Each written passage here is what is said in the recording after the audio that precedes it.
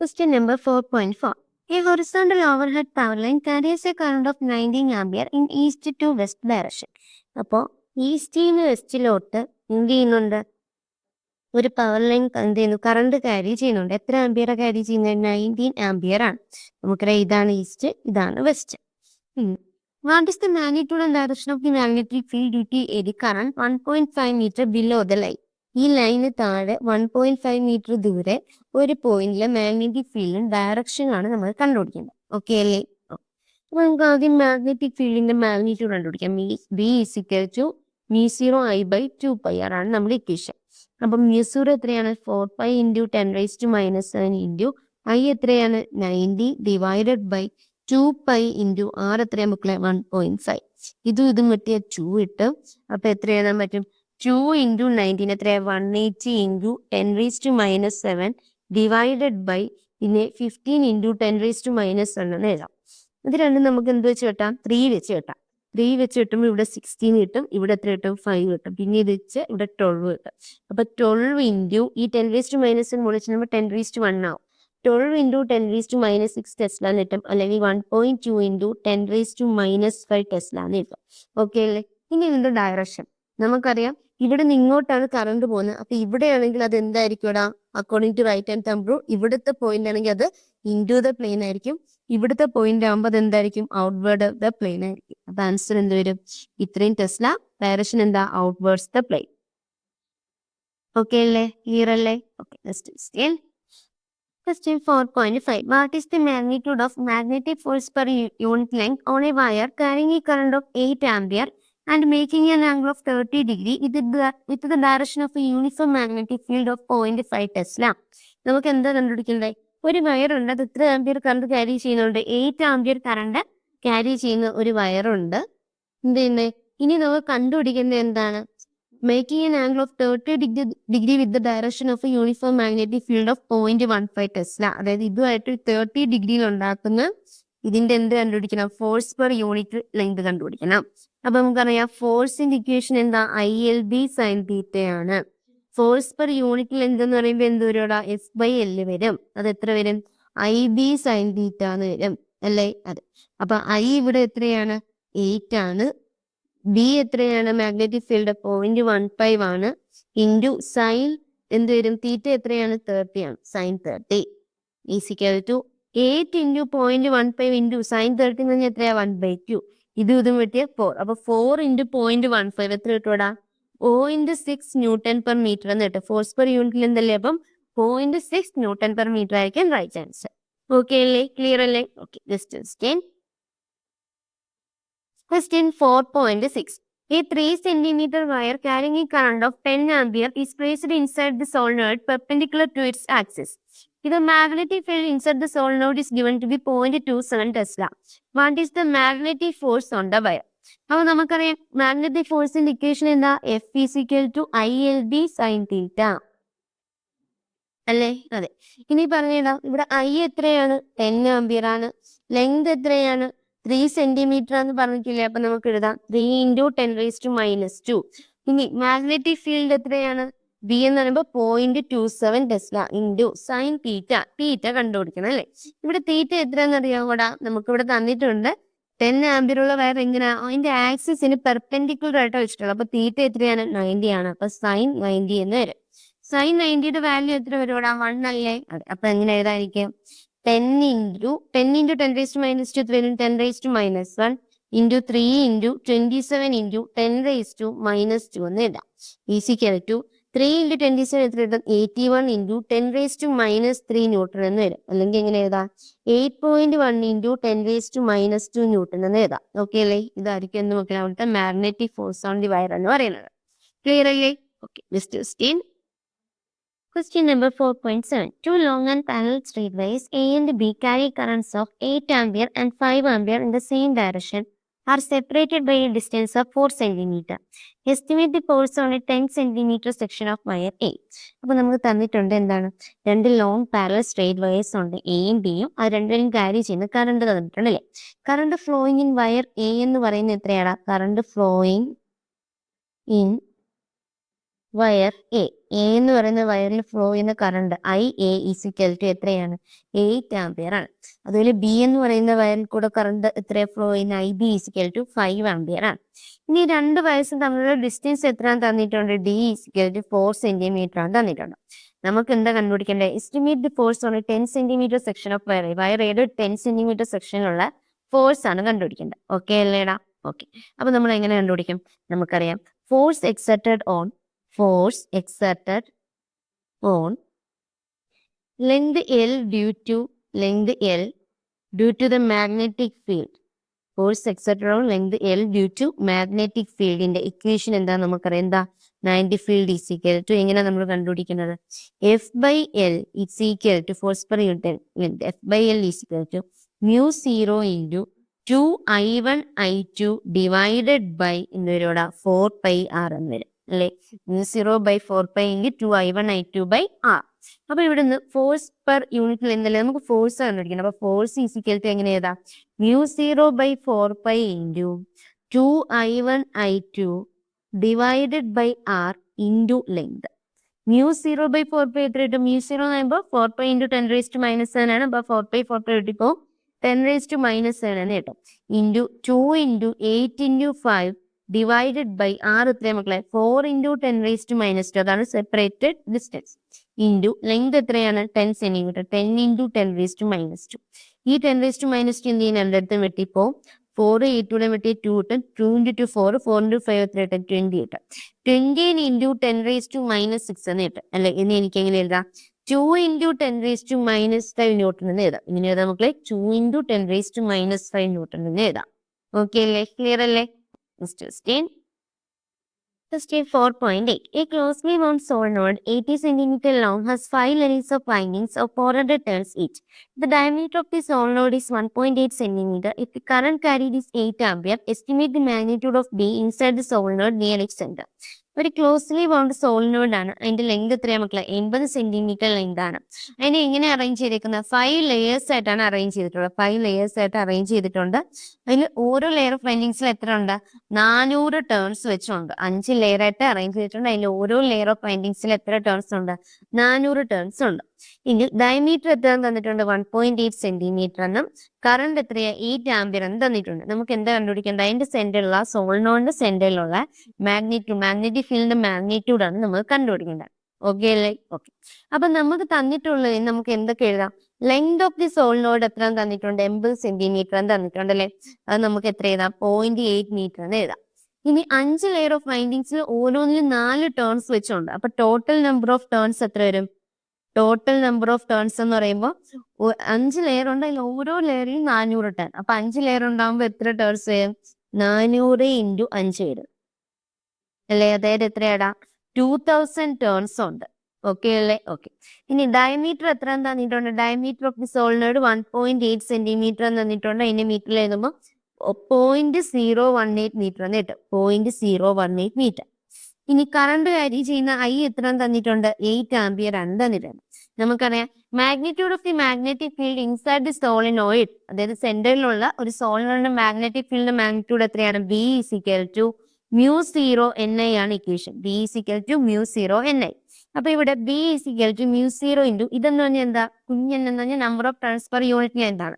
അപ്പൊ അതിന് നമുക്ക് N/L into I എന്ന് എഴുതാം. ഓക്കെ അല്ലേ? mu 0യുടെ വാല്യൂ എത്രയാ? 4π into 10⁻⁻7 into number of turns എത്രയാ? 2000 ആണ്. 2000 into കറണ്ട് എത്രയാ? 8 ആണ്. ഡിവൈഡഡ് ബൈ ലെങ്ത് എത്രയാ മക്കളെ? 0.8. ഓക്കെ അല്ലേ? ഓക്കെ. ഇതെനിക്ക് എത്ര കിട്ടൂടാ? ഇത് ചെയ്യുമ്പോൾ ഇതൂടെ കിട്ടുമ്പോൾ 0.1 വരും. ഈ 0.1 എന്ത് ചെയ്യും? 10⁻⁻1 അത് മുകളിൽ ചെല്ലുമ്പോൾ 10 ആവും. അപ്പൊ എത്ര കിട്ടും?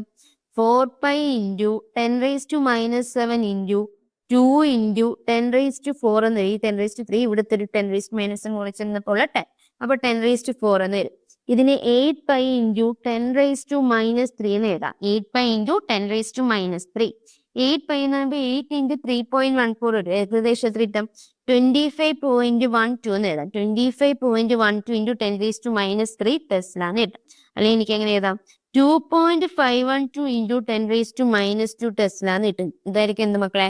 ആ ഒരു സോളിനോയിഡിന്റെ സെന്ററിലുള്ള മാഗ്നറ്റിക് ഫീൽഡിന്റെ മാഗ്നിറ്റ്യൂഡ് എന്ന് പറയുന്നത് 2.512 into 10⁻⁻2 ടെസ്ല. ഓക്കെ അല്ലേ? Okay, next question.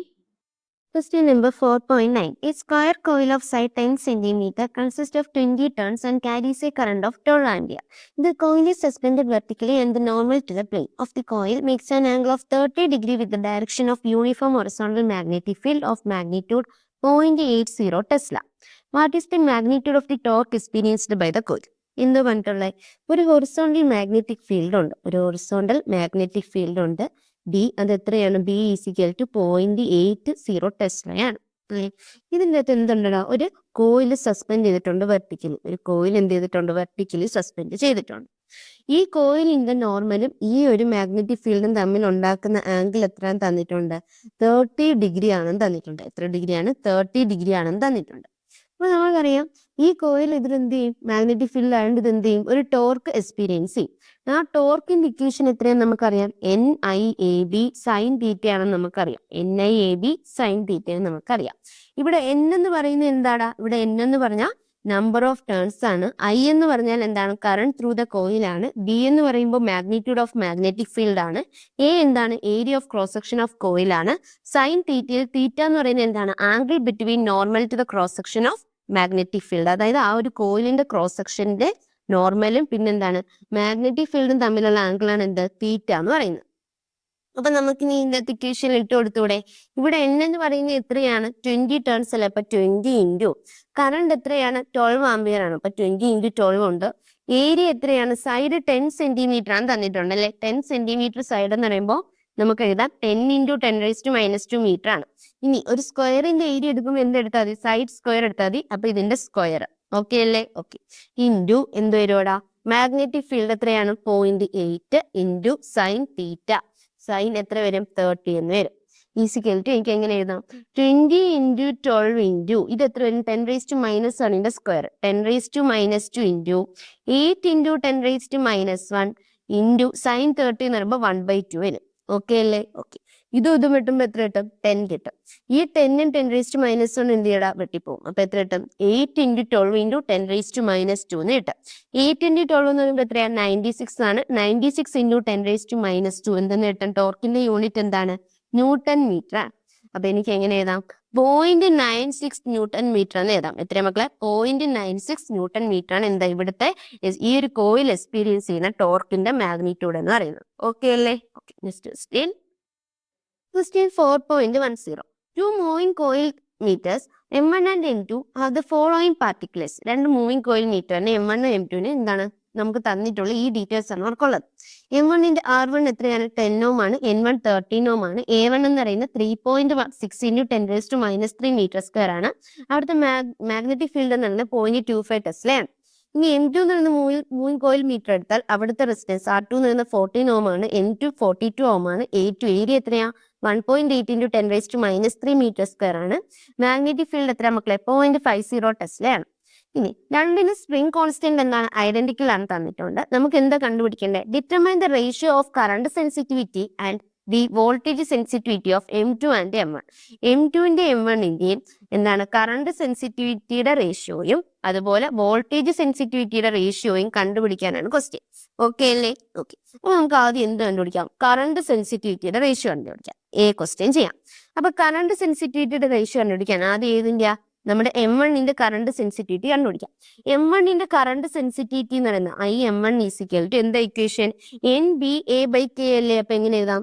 N1 B1 A1 K1 എന്ന് എഴുതാം. ഓക്കെ അല്ലേ? ഓക്കെ. ഇനി M2ന്റെ ആകുമ്പോൾ എന്ത് വരും? Current sensitivity of M2 is equal to NBA/K. അപ്പൊ N2 B2 A2 divided by K എന്താണ്? രണ്ടു പേർക്കും ഐഡന്റിക്കൽ ആണ് തന്നിട്ടുണ്ട് അല്ലെ? അപ്പൊ നമുക്ക് ഇവിടെ K എന്ന് തന്നെ എഴുതാം, അല്ലെ K1 എന്ന് തന്നെ എഴുതാം. ഓക്കെ അല്ലേ? ഓക്കെ. അപ്പൊ ആദ്യം നമുക്ക് ഇതിന്റെ റേഷ്യോ കണ്ടുപിടിക്കണം. അപ്പൊ കറണ്ട് സെൻസിറ്റിവിറ്റിയുടെ ratio IM1 divided by IM2 is equal to എങ്ങനെ എഴുതാടാ? N1 B1 A1 divided by രണ്ട് കെയും വെട്ടിപ്പോവും N2 B2 A2 എന്ന് കിട്ടും.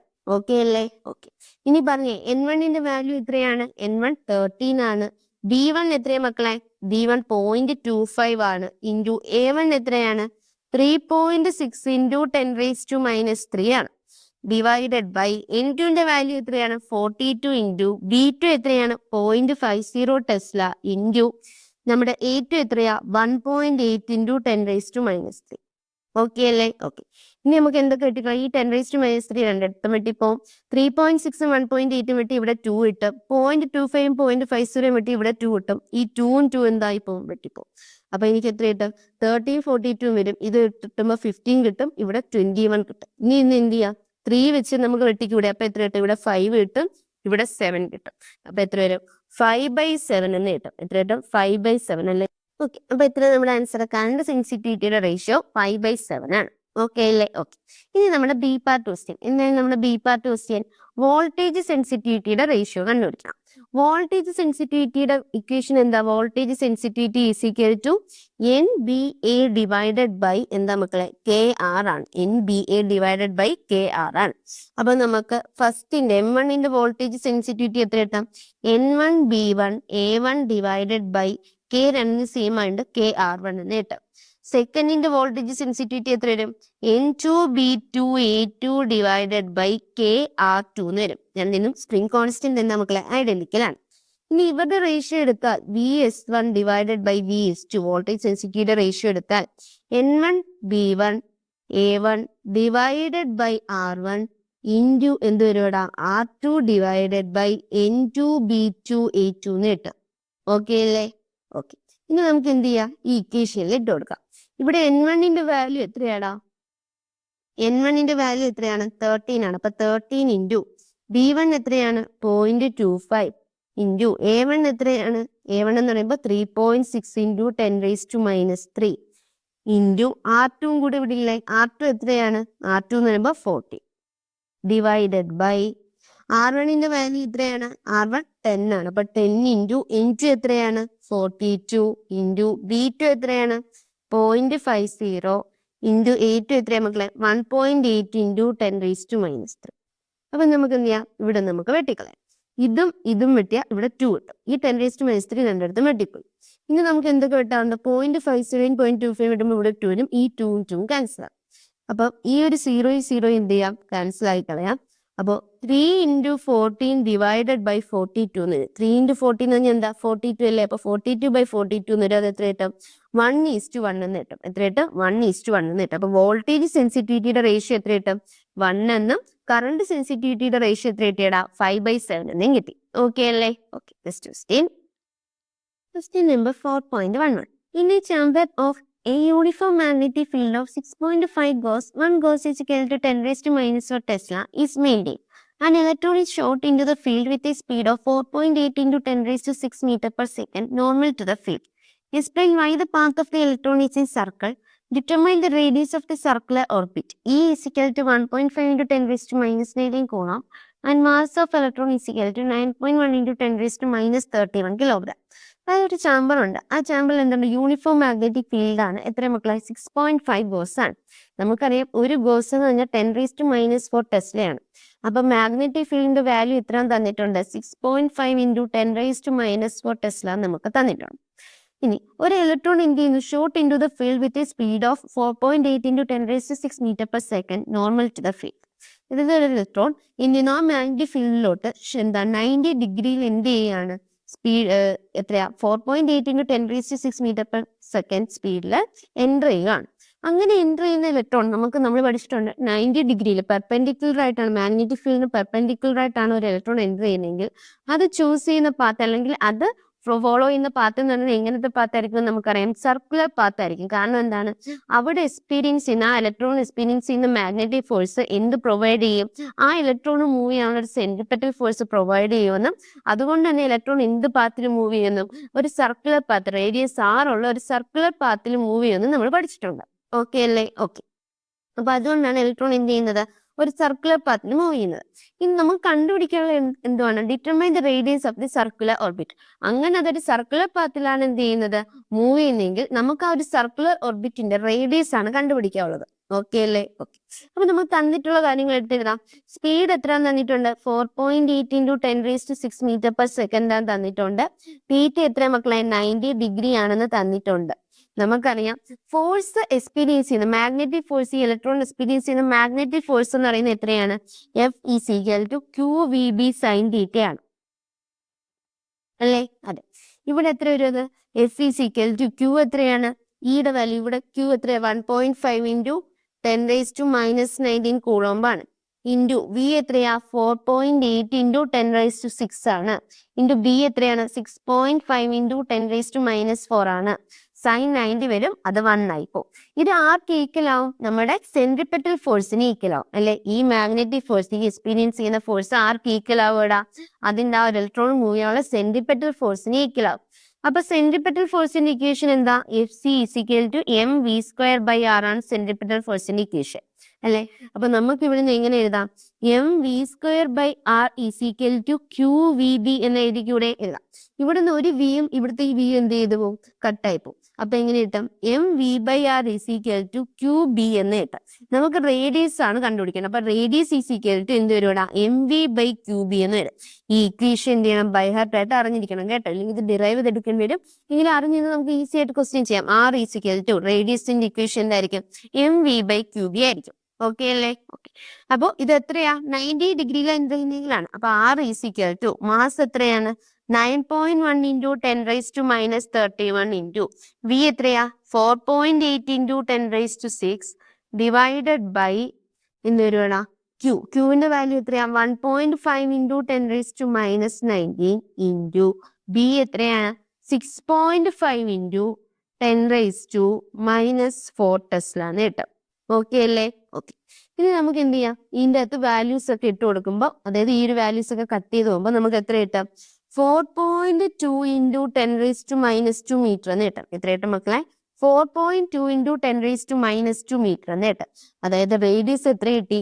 4.2 സെന്റിമീറ്റർ എന്ന് കിട്ടി. അതായത് ഒരു 4.2 സെന്റിമീറ്റർ റേഡിയസ് ഉള്ള സർക്കുലർ ഓർബിറ്റിലായിരിക്കും എന്ത് ചെയ്യുന്നത്? അത് ഫോളോ ചെയ്ത് പോകുന്നത്. അല്ലെങ്കിൽ ആ ഒരു പാത്ത് എന്ന് പറയുന്നത് എത്രയാ? 4.2 സെന്റിമീറ്റർ ഉള്ള റേഡിയസ് ഉള്ള സർക്കിളിലായിരിക്കും. ഓക്കെ അല്ലേ? ക്ലിയർ അല്ലേ? Okay. Next question number 4.12. In exercise 4.11, obtain the frequency of revolution of the electron in its circular orbit. നേരത്തെ നമ്മൾ ചെയ്ത ക്വസ്റ്റ്യൻ, അതായത് ഇവിടെ ചെയ്ത ക്വസ്റ്റ്യനിൽ നമ്മൾ റേഡിയസ് കണ്ടുപിടിച്ചു. ഇവിടുത്തെ എന്ത് കണ്ടുപിടിക്കാനാ question? Frequency of revolution of electron. Frequency കണ്ടുപിടിക്കാനാ ക്വസ്റ്റ്യൻ അല്ലേ? ഫ്രീക്വൻസിയുടെ ഇക്വേഷൻ എങ്ങനെ വരും? നമുക്കറിയാം, QB ഡിവൈഡഡ് ബൈ 2πm. ഇതായിരുന്നു എന്ത് മക്കളെ? നമ്മുടെ ഫ്രീക്വൻസിയുടെ ഇക്വേഷൻ എന്ന് പറയുന്നത്. Frequency F is equal to എന്തായിരുന്നു നമ്മുടെ equation? QB divided by 2πm എന്നായിരുന്നു നമ്മുടെ ഇക്വേഷൻ. ഓർമ്മയുണ്ടോ? അതെങ്ങനെയാണ് നമുക്ക് കിട്ടുന്നത്? നമുക്കറിയാം, M V square by R എന്തിന് ഈക്വൽ ആയിരുന്നു? ക്യൂ വി ബിക്ക് ഈക്വൽ ആയിരുന്നു. സൈൻ തീറ്റ 1 ആയപ്പോ ഇവിടുന്ന് ഒരു വിയും വി എന്തായിപ്പോയി? വെട്ടിപ്പോയി. അപ്പൊ M V by R is equal to എന്തിന് ഈക്വലായി? ക്യൂ ബിക്ക് ഈക്വലായി. വി എന്ന് പറയുന്നത് എന്താ? ആർ ഒമേഗയാണ്. അപ്പൊ M R omega divided by R is equal to Q B ആയി. ഇവിടുന്ന് ആറും ക്യാൻസൽ ആയിട്ട് M omega is equal to Q B എന്ന് കിട്ടും. ഒമേഗ എന്ന് പറഞ്ഞാൽ എന്താ? 2πf ആണ്. അപ്പൊ 2πf into M is equal to Q B വരും. ഇവിടുന്ന് frequency F is equal to എന്ത് കിട്ടും? Q B divide by 2πm എന്ന് കിട്ടും. ഇങ്ങനെയാണ് ഇക്വേഷൻ ഡിറൈവ് ചെയ്ത് എടുക്കുന്നത്. ഓക്കെ അല്ലേ? ഓക്കെ. അപ്പൊ നമുക്ക് ഇനി ക്യൂവിന്റെ വാല്യൂ ഇട്ട് കൊടുക്കാം. ക്യൂവിന്റെ വാല്യൂ നേരത്തെ എത്രയായിരുന്നു? 1.5 ഇൻറ്റു 10⁻⁻19 ആയിരുന്നു അല്ലേ? അപ്പൊ നമുക്ക് എങ്ങനെ എഴുതാം? 1.5 ഇൻറ്റു 10⁻⁻19 ഇൻറ്റു ബിയുടെ വാല്യൂ എത്രയായിരുന്നടാ? ബിയുടെ വാല്യൂ 6.5 ഇൻറ്റു 10⁻⁻4 ടെസ്ല ആയിരുന്നു അല്ലേ? അപ്പോ 6.5 into 10⁻⁻4 divided by 2 into pi എത്രയാണ്? 3.14 ആണ്. ഇൻറ്റു മാസ് എത്രയാണ്? 9.1 ഇൻറ്റു 10⁻31 ആണ്. ഓക്കെ. ഇത് ചെയ്യുമ്പോൾ നമുക്ക് എത്ര കിട്ടും? 18.2 ഇൻറ്റു 10⁻6 ഹെർട്സ് എന്ന് കിട്ടും. അല്ലെങ്കിൽ നമുക്ക് എങ്ങനെ പറയാം? 18 മെഗാ ഹെർട്സ് എന്ന് പറയാം. 18 മെഗാ ഹെർട്സ് എന്ന് പറയാം. ഓക്കെ അല്ലേ? അപ്പൊ ഫ്രീക്വൻസി എത്രയാടാ? 18 mega hertz. ഇനി നമ്മുടെ ഒരു സെക്കൻഡ് പാർട്ട് ക്വസ്റ്റ്യൻ്റെ അകത്ത് ഉണ്ടായിരുന്ന എന്തുവാണ്? Does the answer depend on the speed of the electron? നോക്കി, ഈ ഇക്വേഷനിൽ എവിടെയും സ്പീഡ് ഓഫ് ദി ഇലക്ട്രോൺ വന്നിട്ടുണ്ടോടാ? ഇല്ല. വി എന്ന് പറയുന്നൊരു ടേമേ ഫ്രീക്വൻസിയിൽ ഇതിന് വന്നിട്ടില്ല. അതുകൊണ്ട് നമുക്ക് എന്ത് പറയാം? It is independent of the speed of electron എന്ന് പറയാം. Frequency is independent on speed of electron. നമുക്ക് എൻട്രൻസ് ലെവലിൽ ചോദിക്കുമ്പോൾ ഇതൊക്കെ എന്ത് ഒരു NCQ ആയിട്ട് ചോദിക്കാം. Does the frequency of the electron is independent, അല്ലെങ്കിൽ സ്റ്റേറ്റ്മെന്റ് ആയിട്ടൊക്കെ ചോദിക്കാം. Is independent of the speed of electron. Assertion റീസണിലും സ്റ്റേറ്റ്മെന്റിലും ട്രൂ ഓഫ് ഫാൾസ് ഒക്കെ ആയിട്ട് ചോദിക്കാം. അപ്പൊ frequency is independent on the speed of electron. അപ്പൊ എന്ത് ചെയ്യണം? ഇങ്ങനെ ചോദിച്ചാൽ നമ്മൾ എന്ത് ചെയ്യണം? ഇവിടെ അറിഞ്ഞിരിക്കണം. പ്രോബ്ലമാറ്റിക് ആയിട്ടും ചോദിക്കാം, ജസ്റ്റ് സ്റ്റേറ്റ്മെന്റും ഇക്വേഷൻ ആയിട്ടൊക്കെ ചോദിക്കാം. Next question number 4.13. എന്തോ ക്വസ്റ്റ്യൻ പറയുന്നത് first part question, 2 part question ഉണ്ട്. അതിൽ എ പാർട്ട് ക്വസ്റ്റ്യൻ എന്താ പറയുന്നത്? A circular coil of 30 turns and radius 8 centimetre carrying a current of 6 ampere is suspended vertically in a uniform horizontal magnetic field of magnitude 1 Tesla.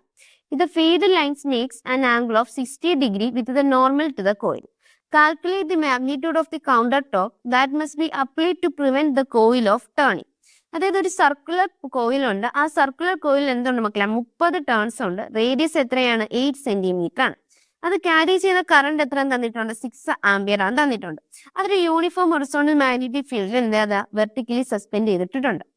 ആ magnetic field magnitude എത്രയാണ്? 1 ടെസ്ലയാണ്. ഇനി ഈ ഒരു field lines എന്ത് ചെയ്യുന്നുണ്ട്? ആ ഒരു കോയിലിന്റെ നോർമലുമായിട്ട് 60 ഡിഗ്രി ഉണ്ടാക്കുന്നുണ്ട്. അതായത് തീറ്റ 60 ഡിഗ്രി ആണെന്ന് തന്നിട്ടുണ്ട്. നമ്മൾ കണ്ടുപിടിക്കേണ്ടത് കൗണ്ടർ ടോർക്ക്, അതായത് ആ ഒരു കോയിലിനെ ടേണിങ്ങിൽ നിന്ന് പ്രിവെന്റ് ചെയ്യാൻ വേണ്ടി നമ്മൾ കൊടുക്കുന്ന കൗണ്ടർ ടോർക്കിന്റെ മാഗ്നിറ്റ്യൂഡ് എത്രയാണെന്നാ ക്വസ്റ്റ്യൻ. ഓക്കെ അല്ലേ? ഓക്കെ. നമുക്കറിയാം ഈ ഒരു കോയിൽ ടേൺ ചെയ്യണമെങ്കിൽ അത് എക്സ്പീരിയൻസ് ചെയ്യും? അതൊരു ടോർക്ക് എക്സ്പീരിയൻസ് ചെയ്യും. ആ ഒരു കോയിൽ എന്ത് ചെയ്യണം? ആ ഒരു മാഗ്നറ്റിക് ഫീൽഡിൽ ഒരു ടോർക്ക് എക്സ്പീരിയൻസ് ചെയ്യുന്നതുകൊണ്ട് അത് എന്ത് ചെയ്യുന്നത്? ടേൺ ചെയ്യുന്നത്. അപ്പൊ ടേൺ ചെയ്യാതെ പ്രിവെന്റ് ചെയ്യണമെങ്കിൽ നമ്മൾ കൊടുക്കുന്ന ടോർക്ക് എത്രയായിരിക്കണം? ആ കൗണ്ടർ ടോർക്ക് എന്ന് പറയുന്നത് ആ കോയിൽ എക്സ്പീരിയൻസ് ചെയ്യുന്ന ടോർക്കിന് ഈക്വൽ ആയിരിക്കണം. കാരണം ആ കോയിൽ ആ ഒരു ടോർക്ക് എക്സ്പീരിയൻസ് ചെയ്താൽ എന്ത് ചെയ്യും? ഈ കോയിൽ എന്ത് ചെയ്യും? ടേൺ ചെയ്യാൻ തുടങ്ങും. അപ്പൊ ഈ കോയിൽ ടേൺ ചെയ്യാതിരിക്കാനുള്ള കൗണ്ടർ ടോർക്ക് എന്ന് പറയുമ്പോൾ എന്താണ്? നമ്മൾ ഈ ഒരു കോയിൽ എക്സ്പീരിയൻസ് ചെയ്യുന്ന ടോർക്കിന് അത് എന്തായിരിക്കും? ഈക്വൽ ആയിരിക്കും. അപ്പൊ നമ്മളിവിടെ കോയിൽ എക്സ്പീരിയൻസ് ചെയ്യുന്ന ടോർക്ക് ഫസ്റ്റ് ക്വസ്റ്റിന് കണ്ടുപിടിച്ചാൽ പോരെ മതി. അപ്പൊ ടോ ഈസിക്കൽ എന്താ ഇക്വേഷൻ? NIAB sin തീറ്റ. Torque tau is equal to NIAB sin തീറ്റ. ഇവിടെ എന്നിന്റെ വാല്യൂ എത്രയാണ്? 13 ആണ്. കറണ്ട് എത്രയാണ് മക്കളെ? 6 ആംപിയർ ആണ്. ഏരിയ എത്രയാണ്? റേഡിയസ് എത്രയും തന്നിട്ടുണ്ട്? 8 സെന്റിമീറ്ററും തന്നിട്ടുണ്ട്. റേഡിയസ് എത്രയും തന്നിട്ടുണ്ടാ? 8 സെന്റിമീറ്ററും തന്നിട്ടുണ്ട്. അപ്പൊ നമുക്ക് എന്ത് കണ്ടുപിടിക്കാം? ഏരിയ ഓഫ് കോയിൽ കണ്ടുപിടിച്ചൂടെ? അപ്പൊ pi into R square. R എത്ര വരും? 0.08 സ്ക്വയർ എന്ന് വരും. അപ്പൊ പൈ ആർ സ്ക്വയർ ഏരിയ ആയി. ഇൻറ്റു ബി എത്രയാണ്? 1 ആണ്. 1 ഇൻറ്റു സൈൻ എത്ര വരും? സൈൻ 90 അല്ലേ വരുന്നത്. അപ്പൊ സൈൻ 90 അല്ല എത്രയാ? 60 ആണ്. അപ്പൊ ഇൻറ്റു സൈൻ 60 എന്ന് വരും. തീറ്റ എത്രയാണ്? 60 ആണ് തന്നിട്ടുണ്ട്. അപ്പൊ സൈൻ 60 എന്നൂടെ വരും. അപ്പൊ ഇതെങ്ങനെ എഴുതാം? 13 ഇൻറ്റു 6 ഇൻറ്റു ഇവിടെ pi into 0.08 the whole square എന്ന് പറയുമ്പോൾ അത് അറൗണ്ട് 0.0201 എന്ന് വരും. ഇൻറ്റു 1 പോയി ഇൻറ്റു സൈൻ 60. സൈൻ 60 എന്ന് പറയുമ്പോൾ എത്രയാ? √3/2 ആണ്. ഈ 2 6 വിട്ട് ഇവിടെ 3 കിട്ടും. ഇതെല്ലാം കൂടെ ചെയ്യുമ്പോൾ എത്ര കിട്ടുമെന്നോ? 3.133 ന്യൂട്ടൺ മീറ്റർ എന്ന് കിട്ടും. എത്ര കിട്ടും ടോർക്ക്? 3.133 ന്യൂട്ടൺ മീറ്റർ എന്ന് കിട്ടും. ഓക്കെ അല്ലേ? അപ്പൊ ആ ടോർക്കാണ് എന്ത് ചെയ്യുന്നത്? ആ കോയിൽ ടേൺ ചെയ്യാൻ, ആ ഒരു മാഗ്നറ്റിക് ഫീൽഡ് ടേൺ ചെയ്യാൻ വേണ്ടി ആ കോയിൽ എക്സ്പീരിയൻസ് ചെയ്യുന്നത്. അപ്പൊ നമ്മൾ കൊടുക്കുന്ന ടോർക്ക് എത്ര തന്നെ ആയിരിക്കണം? 3.133 ന്യൂട്ടൺ മീറ്റർ കൊടുത്താലേ ആ കോയിലിന് എന്ത് ചെയ്യാൻ പറ്റൂ? ടേൺ ചെയ്യുന്നത് പ്രിവെന്റ് ചെയ്യാൻ പറ്റും. ഓക്കെ അല്ലേ? എ പാർട്ട് ക്വസ്റ്റ്യൻ ക്ലിയർ ആയില്ലേ? ഓക്കെ. ഇനി B part question. Would you answer change? അതായത് നമ്മുടെ ആൻസർ ചേഞ്ച് ആവും എപ്പോഴാ? If the circular coil in a were replaced by a planar coil of some irregular shape that encloses the same area. അതായത് നമ്മുടെ answer change ആവുന്ന question, ഈ same area ഉള്ള ഒരു പ്ലാനാർ കോയിലിനെ കൊണ്ടുവയ്ക്കുന്നു, ഇറഗുലർ ഷേപ്പിലുള്ള ഒരു പ്ലാനാർ കോയിലിനെ കൊണ്ടുവയ്ക്കുന്നെങ്കിൽ നമ്മുടെ ആൻസർ ചേഞ്ച് ചെയ്യുന്ന ക്വസ്റ്റ്യൻ ചേഞ്ച് ചെയ്യോടാ? ഇല്ല. നമ്മുടെ ഇക്വേഷനിൽ ഏരിയ മാത്രമേ ഉള്ളൂ. ഏരിയ സെയിം ആണെങ്കിൽ ആൻസർ എന്ത് ചെയ്യും? സെയിം ആയിരിക്കും. അല്ലാതെ നമ്മുടെ ഇക്വേഷനിൽ എന്തിനെ ഡിറ്റർമൈൻ ചെയ്യുന്നില്ല? ആ ഒരു കോയിലിന്റെ ഷേപ്പിനെ എന്ത് ചെയ്യുന്നില്ലടാ? ഡിറ്റർമൈൻ ചെയ്യുന്നില്ല. നമ്മുടെ ആ ഒരു ടോർക്കിന്റെ equation is independent on the shape of the coil. അത് കോയിലിന്റെ ഷേപ്പിനെ എന്ത് ചെയ്യുന്നില്ല? ഡിപ്പെൻഡ് ചെയ്യുന്നില്ല. It only depends on the area of the coil. ആ ഒരു കോയിലിന്റെ ഏരിയ മാത്രമേ ഡിപ്പെൻഡ് ചെയ്യുന്നുള്ളൂ. അപ്പൊ ഏരിയ സെയിം ആയിട്ടുള്ള വേറൊരു ഇറഗുലർ ഷേപ്പിലുള്ള കോയിൽ കൊണ്ടുവച്ചാലും ആ എക്സ്പീരിയൻസ് ചെയ്യുന്ന ടോർക്ക് എന്തായിരിക്കും മക്കളെ? സെയിം ആയിരിക്കും. അപ്പൊ വുഡ് യുവർ ആൻസർ ചേഞ്ച് എന്ന് ചോദിച്ചാൽ എന്താ മക്കളെ? നോ ആയിരിക്കും ഇവിടുത്തെ ആൻസർ. ഓക്കെ അല്ലേ? Because it is independent of the shape of the coil. ആ ഒരു ഏരിയ മാത്രം എന്ത് മക്കളെ? ഡിപ്പെൻഡ് ചെയ്യുന്നത്. ഓക്കെ അല്ലേ? ഓക്കെ. അപ്പൊ നമ്മൾ മൂവിങ് ചാർജസ് ആൻഡ് മാഗ്നറ്റിസം എന്ന ചാപ്റ്ററിലെ സമ്മറിയും പോയിന്റ്സ് ടു പോണ്ടറും എക്സാമ്പിൾസ് ഒക്കെ കഴിഞ്ഞ എക്സസൈസ് ക്വസ്റ്റ്യൻസ് ഡിസ്കസ് ചെയ്ത് നമുക്ക് 13 എക്സസൈസ് ക്വസ്റ്റ്യൻസ് ആയിരുന്നു ഉള്ളത്. അത്യാവശ്യം നമുക്ക് നീ ചോദിക്കാൻ പറ്റുന്ന രീതിയിലുള്ള ക്വസ്റ്റ്യൻസ് തന്നെയാണ് എക്സസൈസിലൊക്കെ ഉണ്ടായിരുന്നത്. അപ്പൊ എന്ത് ചെയ്യുക? നന്നായിട്ട് വർക്ക്ഔട്ട് ചെയ്യുക. എന്ത് ഡൗട്ട് ഉണ്ടെങ്കിലും ചോദിക്കുക. All the best. Thank you.